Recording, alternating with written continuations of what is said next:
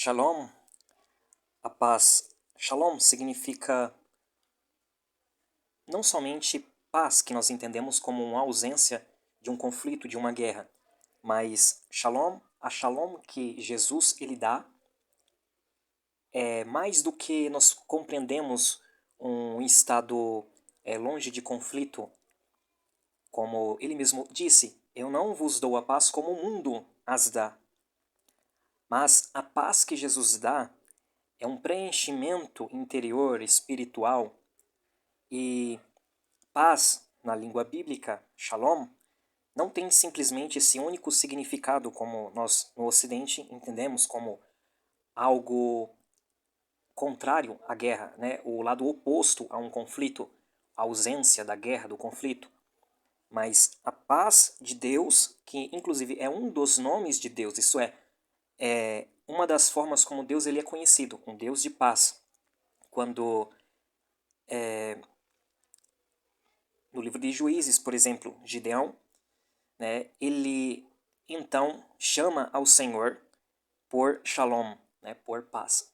Shalom vem aí da palavra que inclusive era um dos nomes da antiga cidade de Jerusalém, que Melquisedeque, sacerdote do Deus Altíssimo, ele era rei e também ele era sacerdote dessa cidade, que futuramente vai ser chamada de Jerusalém. Então, Shalem, da onde vem aí a palavra estar cheio, pleno, né? Então, é algo, a paz, biblicamente se dizendo, existem muitos versículos, né? Se você for procurar sobre a palavra Shalom, você vai entender que ela significa, né, um estado pleno, um estado de plenitude. Então, a paz que Jesus ele dá muitas das vezes em meio aos conflitos, às dificuldades, em meio a muitas situações que sucedem aos homens, mas aquele que crê na pessoa do Senhor Jesus Cristo, cujo título eterno, conforme o profeta messiânico Isaías disse, ele também será chamado de Sar Shalom, príncipe da paz. Então, com ele está o principado, com ele está o poder, com ele está a autoridade, e ele quem concede também a Shalom. Então, vocês podem ver que quando os discípulos estavam temerosos, duvidosos, os discípulos após a morte de Jesus, após até mesmo a sua já ressurreição, mas então somente poucas pessoas haviam visto, não eram todos os discípulos que haviam visto a Cristo ressurreto dentre os mortos, as Marias viram primeiro, né? E logo então também, né, Pedro e João, nós vemos que ainda existia muitas pessoas que não haviam visto ao Senhor Jesus Cristo ressurreto. Eles estavam ainda temerosos porque ainda eles não haviam recebido o Espírito de Deus, o Espírito Santo. Eles estavam dentro de um quarto, eles estavam temerosos, eles estavam amedrontados.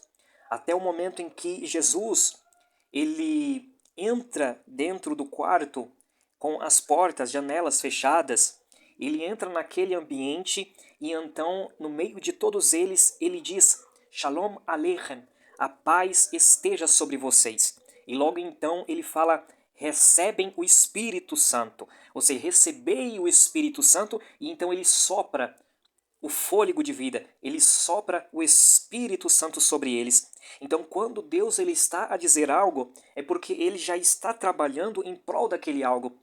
Ele estava dizendo: paz esteja sobre vocês. Por quê? Porque eles estavam em conflitos, eles estavam interiormente duvidosos, eles estavam muitas das vezes até mesmo receosos, porque talvez em suas consciências ou inconsciente, talvez haviam ainda muitas coisas que precisavam ser ali até mesmo melhor explicadas, né? Porque nós sabemos que quando uma pessoa está em muitos conflitos interiores, muitas das vezes em meio a muitos medos, as pessoas veem até mesmo miragem, elas veem coisas onde não existem e por aí se vai. Mas Cristo ele veio dar a certeza, a plena confiança no ato de sua ressurreição e está juntamente com o seu povo, dizendo: olha, a paz que eu vos dou é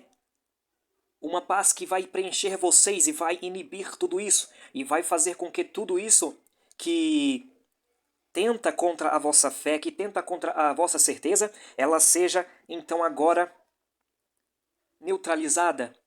Então Jesus Cristo de Nazaré, ele fala na sua palavra que a paz que eu vos dou, eu a vos dou, não como o mundo vos dá.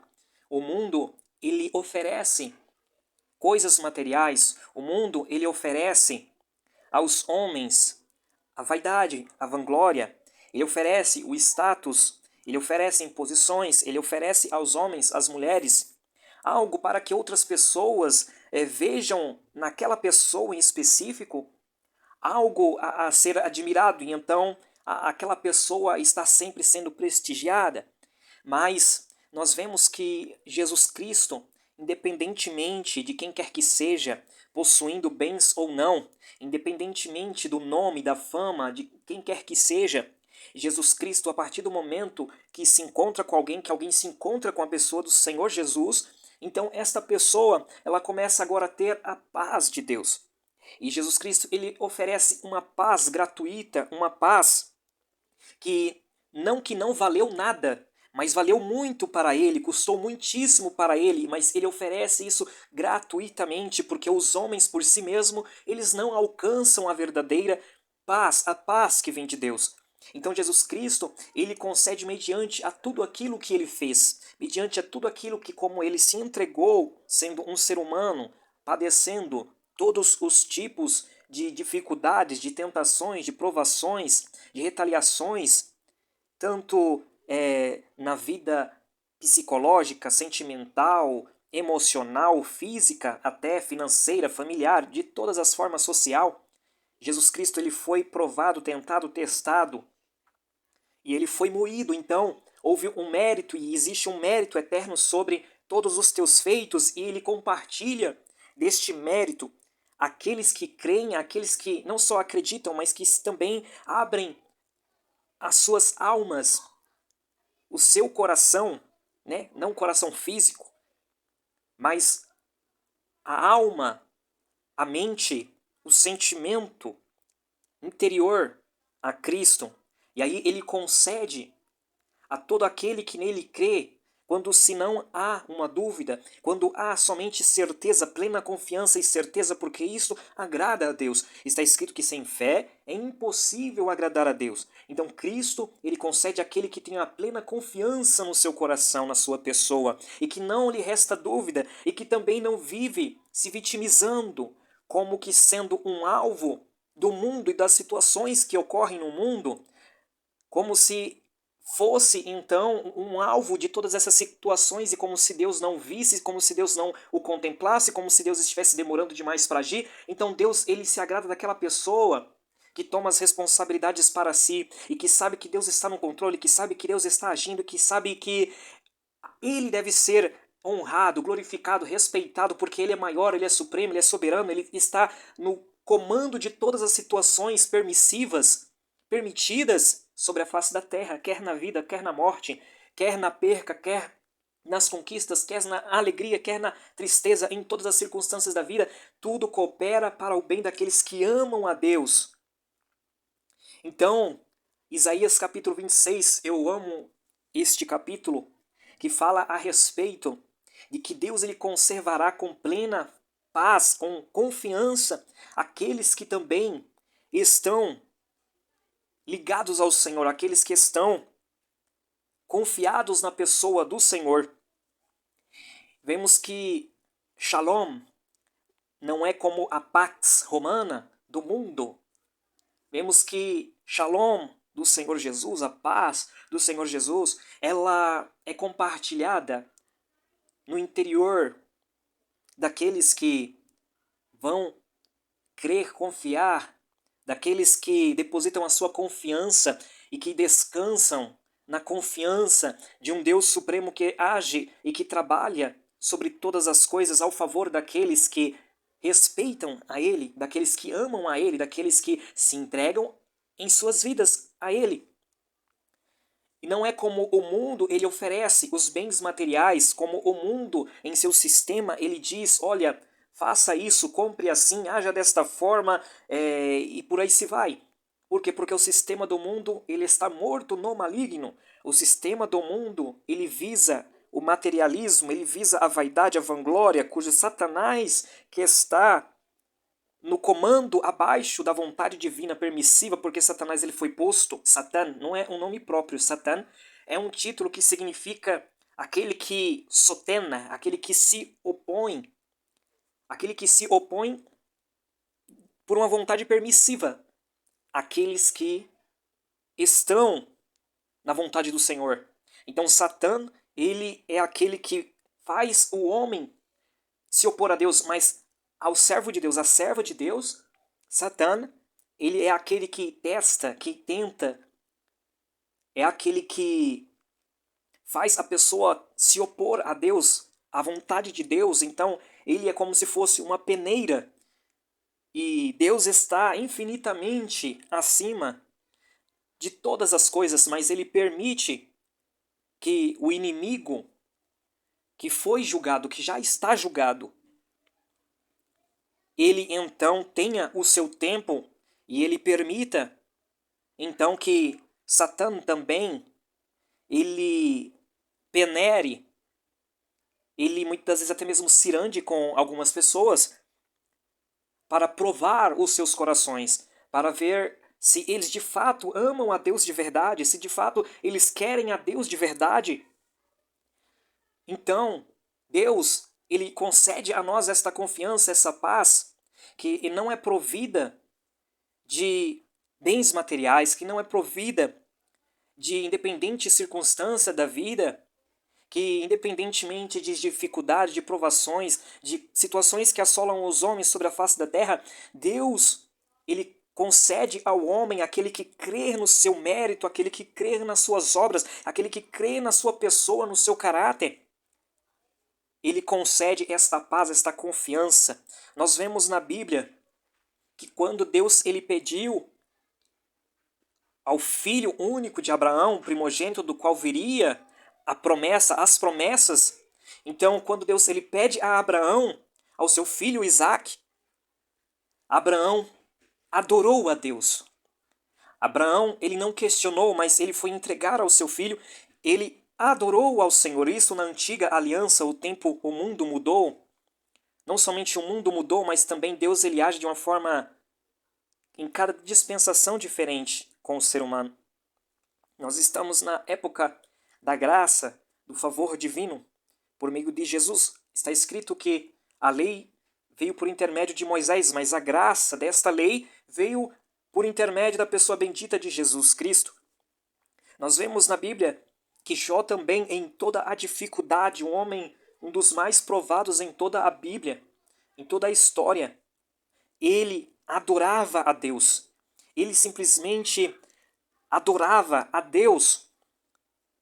Nós vemos que até mesmo o Senhor Jesus Cristo, ele sempre dava graças a Deus, ele sempre adorava a Deus, porque ele sabia que o seu Pai Celestial, ele estava cuidando de todas as formas possíveis e que ainda assim ele é merecedor, independentemente, ele é justo e conhecemos e devemos conhecer então ao seu caráter, porque independentemente da como que nós vamos compreender, de como é que nós vamos entender as circunstâncias da vida, ele não falha em quem ele é, ele nunca falhou, ele nunca falhará, ele sempre será a mesma pessoa no seu caráter justo, a mesma pessoa no seu caráter de equidade, a mesma pessoa, ele não muda, ele não falha, ele não pode negar a si mesmo.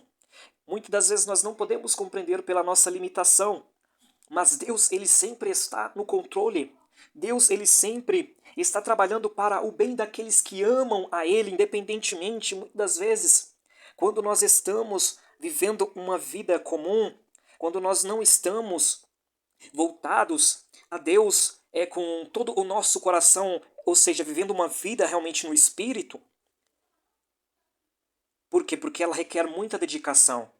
Uma vida espiritual, eu não digo ministerial, eu digo espiritual, ela requer muita dedicação para que se mantenha a viver num padrão espiritual e As lutas vão vir, as dificuldades vão vir, as batalhas espirituais vão vir, mas então não vai ter como voltar atrás. Por quê? Porque senão haverá percas, haverá retaliações, haverá dificuldades. Então muitas pessoas inclusive optam pela vida ministerial, né? Optam muitas vezes por um chamado da parte de Deus, optam ali a entregar inteiramente as suas vidas a um chamado ministerial, mas isso daí é outro assunto. Por quê? Porque é muitas retaliações, batalhas espirituais, ou seja, existe, eu não gosto muito desta palavra, mas existem níveis espirituais. E muitas vezes nós não estamos alcançando nem mesmo a padrões comuns de uma vida cristã. E nós muitas vezes não compreendemos, não entendemos as dificuldades, as provações, as tentações, as muitas adversidades que nos assolam. E muitas das vezes nós questionamos a Deus, muitas das vezes nós, até mesmo pessoas murmuram contra Deus porque não compreende a bondade de Deus sobre todas as coisas, porque Deus, ele é supra sábio, inteligente, racional, mais do que nós podemos compreender. Independentemente de nós pensarmos que o momento que nós estamos passando é uma loucura, que Deus que parece que deixou nós ao léu, que Deus deixou nós de canto e Deus está provando nós, mas não para aprovar, que Deus está ali muitas das vezes nos observando porque nós não temos mais jeito. Então existe aí, né, um sentimento de reprovação, existe aí um sentimento de cada vez mais desespero e um desamparo da parte de Deus. Mas tudo isto é porque o ser humano é um ser humano. Um ser humano, ele não é um ser divino. Um ser humano, ele não compreende, ele não capta. Um ser humano, ele não tem todas as informações, o conhecimento, a revelação e o entendimento das circunstâncias da vida. E muitas vezes essas coisas elas vêm para tentar minar a minha e a tua fé. Elas vêm para tentar fazer com que dentro de nós haja então aí uma provação daquilo que nós temos dentro de nós, né? Então aí é provado os nossos frutos, o que nós estamos produzindo dentro de nós, o nosso espírito dentro do nosso coração, se realmente de fato a palavra ela tem sido germinada como uma semente e tem frutificado nos frutos do espírito, então nós vamos ter paz com Deus. Então nós vamos usufruir dos frutos espirituais e também compartilhar com os nossos irmãos, acrescentar a fé sobre fé, a graça sobre graça, o amor, a paciência, a esperança, os frutos do Espírito, a benignidade, a longanimidade. Eles, então, superabundantemente vai fazer com que a nossa vida esteja cada vez mais voltada a Deus, com um coração verdadeiro, com um coração inteiro, íntegro, pleno. Então nós estaríamos adorando a Deus em verdade. Mas muitas das vezes, por nós não estarmos em uma vida regada espiritual, em oração, por nós não estarmos voltados a Deus em uma vida dedicada, meditando, e não só meditando, observando, mas fazendo o possível para amar, perdoar, ajudar, acolher. As praticidade do evangelho mínimo. Muitas das vezes o que nos sucede é os sentimentos de contrariedade, sentimentos de desapego a Deus e às coisas de Deus.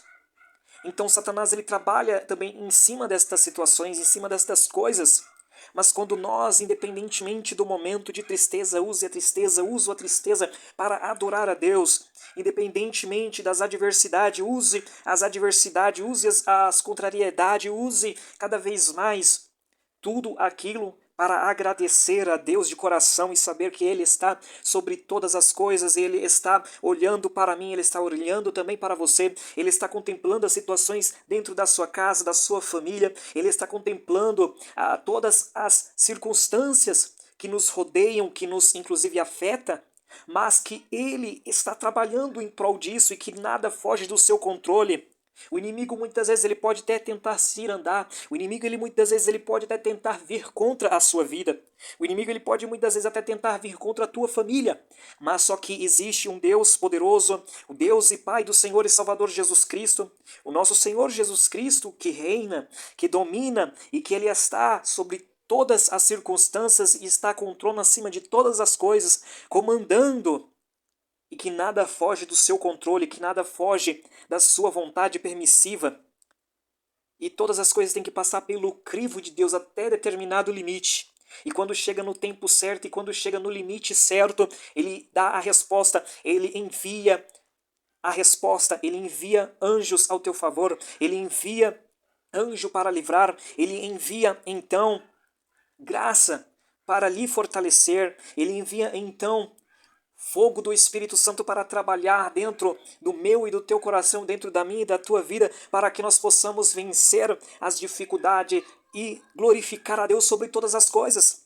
Assim também os nossos próprios adversários, os nossos próprios inimigos espirituais, eles glorificam a Deus. Quando eles veem um homem, uma mulher de Deus, que adora a Deus em muitas circunstâncias, por mais ira que eles tenham contra o ser humano, eles têm que respeitar a Deus, porque eles sabem que Deus está acima de todas as coisas e que Ele permite situações, provações para com um servo, para com uma serva, porque Ele sabe que aquela pessoa, que aquele homem, que aquela mulher, ele tem uma estrutura, ele tem uma capacidade de confiar em Deus e ser aprovado por Deus. Então recebe a paz do Senhor Jesus Cristo que somente Ele possui e que Ele pode dar. Somente Ele pode conceder isto gratuitamente. Não há nada que o homem possa fazer se não crer, se não confiar no Senhor para receber da parte dele as porções espirituais na sua vida, no seu coração.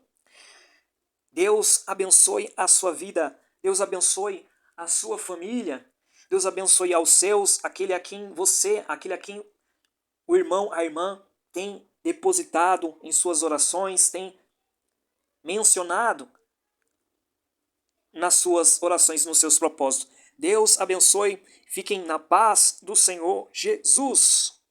Amém.